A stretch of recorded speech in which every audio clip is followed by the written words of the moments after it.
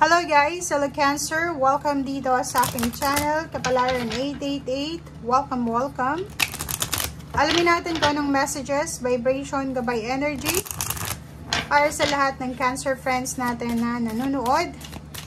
Tayo general reading, so pwede kang makaresonate. Gamitin mo ang iyong intuition sa panonood, Cancer. Okay, meron kang 3 cards dito. Cancer, wow! Golden opportunity, true love, and be strong. Okay, so, first card natin dito, Cancer, is sinasabi na this week, isang napaka-importanting pinto. It's a golden opportunity siya. So, ibig sabihin, rare na oportunidad ito, hindi inaasahan, unexpected. Isang oportunidad na pwedeng magdala sa'yo ng gold. Ang gold sa tarot is money. Success, victory. So, Cancer, if ever man hindi mo inaasahan to, isang napakaganda golden opportunity ang magbubukas para sa'yo sa ngayon. So, walk through them. So, pumasok ka dyan sa kung ano man yan na oportunidad na i-offer sa'yo sa linggong ito ng ating universe. Next card is, huwag kang mag-alala, be strong. Huwag mong masyadong maliitin yung sarili mo. You are stronger than you think you are, and your strength assures a happy outcome. So, isipin mo na walang kulang sa'yo. Parang magician lang tong isang barahang to, na parang ina-assure ka na walang kulang sa'yo, Cancer. Okay? Sapat kung ano yung meron ka, sapat kung ano ka. Okay?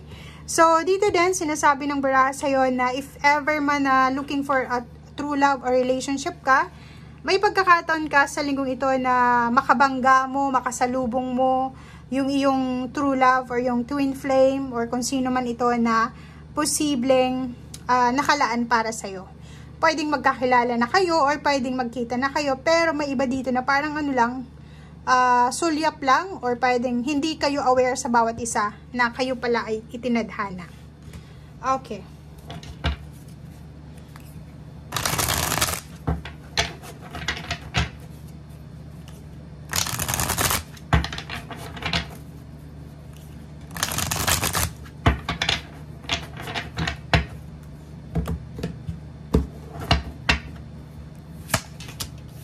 Ace of Raphael, Emperor, and Page of Michael.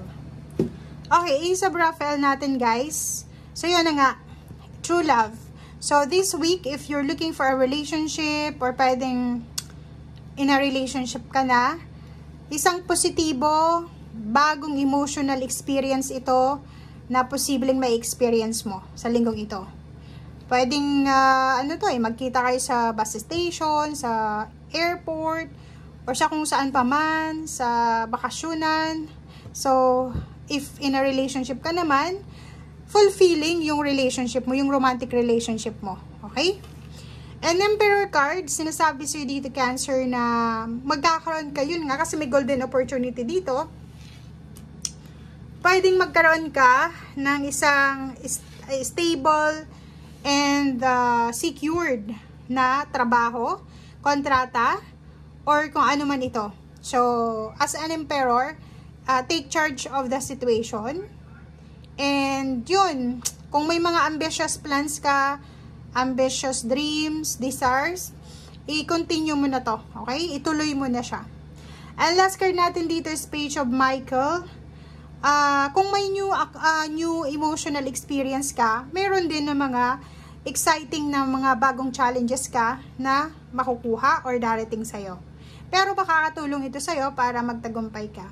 Like for example, kasi nandito yung Emperor, it's either may offer ng contract, renewal of contract, may mag-offer sa'yo ng promotion sa trabaho, or mga dokumento na kailangan ayusin. So, make sure na maging aware tayo sa kung ano man to na gagawin natin.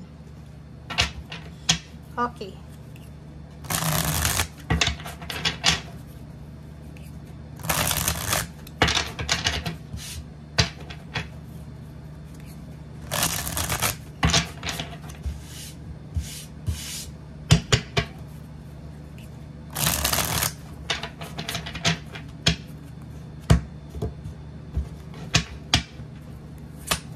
Okay, first card natin is Ace of Swords. Oh, good news. May good news, information, chat, communication, email, balita na pwedeng matanggap ka regarding sa travel to. So, etong golden opportunity na to, it's either Cancer offer siya na long distance travel, long distance work, pagpunta sa ibang bansa, or pwedeng kailangan mong magdesisyon na magtrabaho sa ibang lugar, sa ibang bansa, or pwedeng lilipat kayo kasama yung pamilya mo sa ibang bahay, sa ibang lugar dahil sa trabaho. Oh, it's a confirmation. Nakikita natin dito na may good news. May good news na posibleng darating sa'yo na pwedeng magdala sa'yo ng stability and security sa pamilya. Pwedeng may good news dito ng ikakasal, pagbubuntis, housewarming, house blessing, or kung ano man to na stability sa family or family occasion, awarding, seminars, or pwedeng yung anak mo may awards, rewards, or kung ano man to, promotion, or kung ano pa man. So, pera. Isa sa mga wini-wish mo, ang posibleng matupad sa linggong ito. Financial wish to eh. So, it's a financial wish na posibleng matupad siya sa linggong ito. So, ano ba to? Ano ba yung golden opportunity? Paki-comment sa comment section if you're expecting or not expecting. And 7 of Wands plus Hermit, sinasabi ng baraha sa'yo dito na Cancer, if ever man na kung ano man ito na darating sa yung offer, it's either offer ng travel, relocation ng bahay, yung pinaka-dream dream country mo, dream job, dream work, or dream career ay i-offer sa'yo, pag-isipan mo muna ng mabuti siya. Kasi nandito yung Hermit, sinasabi na kailangan mo na mag-meditate, pag-isipang mabuti bago ka gumawa ng desisyon. Kailangan yung decision making mo is protektado kung ano yung kagustuhan mo sa buhay. Hindi yung magde-decision ka dahil sa na-pressure ka, or iisipin mo na ano yung sasabihin ng ibang tao. This week din, sinasabi na if ever may pagkakataon ka na magpahinga, magbakasyon, or kung ano pa man, gawin mo na siya. Kasi, kailangan na kailangan mo siya. Okay, the Tower card.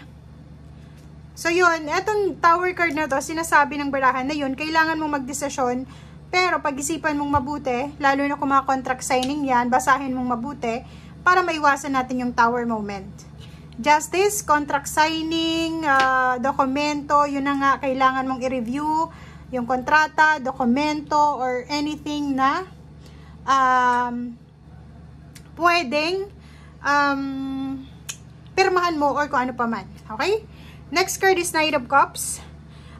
Knight of Cups, sinasabi ng baraha sa'yo dito na yun na nga, pwedeng may mag-o-offer sa'yo ng kasal, may mag-o-offer sa'yo ng trabaho, may mag-o-offer sa'yo ng free house, or kung ano pa man. So, may choices ka dito eh. Ang daming choices na pwedeng i-offer sa'yo. Kaya nga golden opportunity siya kasi bihira lang siya. Rare siya.